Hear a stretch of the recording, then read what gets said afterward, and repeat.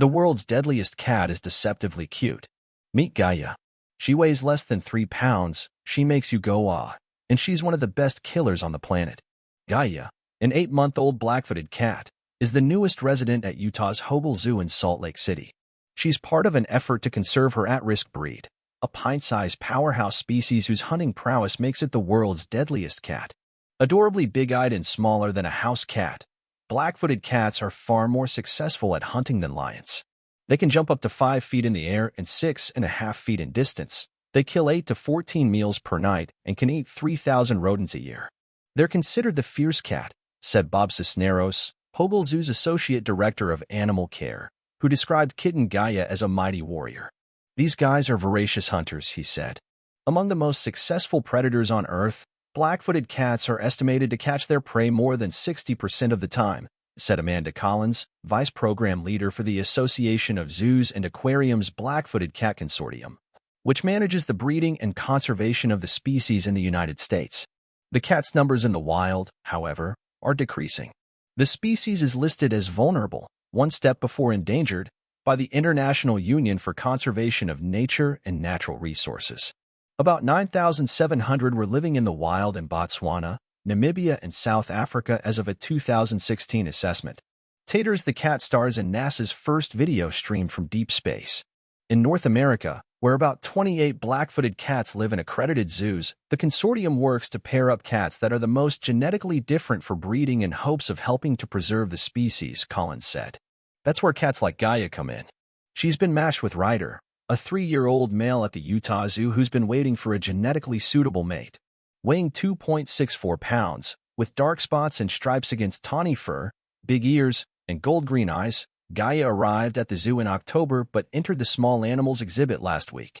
She was one of 4 kittens born last year at Fossil Rim Wildlife Center in Texas, where Collins is a carnivore curator. As she gets acclimated to her new home, she is elusive during the daytime but curious and watchful, Cisneros said. She's settling in at night when everybody's gone, Cisneros said.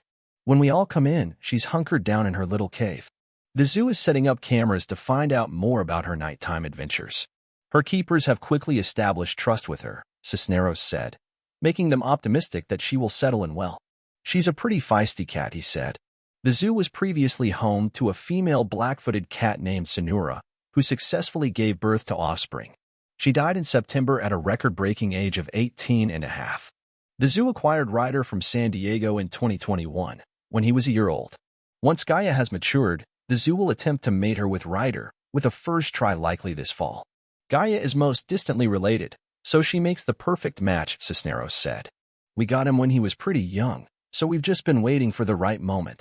The goal behind the cat's residency isn't just a new litter of kittens, but also attracting new fans for the species.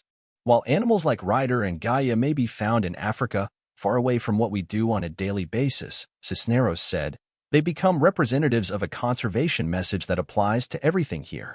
Conservationists also hope increasing public interest in the cat will motivate more zoos to give them homes, supporting the conservation effort. Because the cats are elusive and nocturnal, they often hide from visitors, so interest in exhibiting them has historically been low, Collins said. If we do breed these animals but we have nowhere to put them, that doesn't help us, Collins said.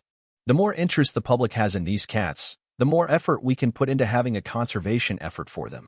In the wild, black-footed cats move stealthily through the savanna and desert under cover of darkness, using their excellent vision to spot small insects, rodents, and birds. They are lightning fast and make kills throughout the night, often roaming widely and adopting other animals' dens as hiding spots.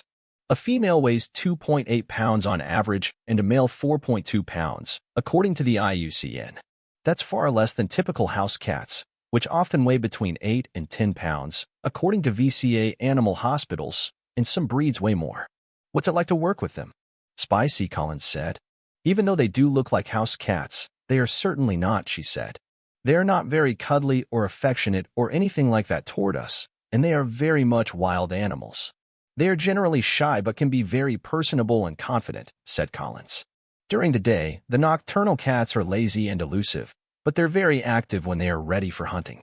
Lions and tigers, they have a lot of really good rap. People love them. But small cats have a lot of pizzazz about them as well, Collins said. Even though they're not those big, charismatic animals, they are very special for being some of the smallest animals out in that landscape in Africa.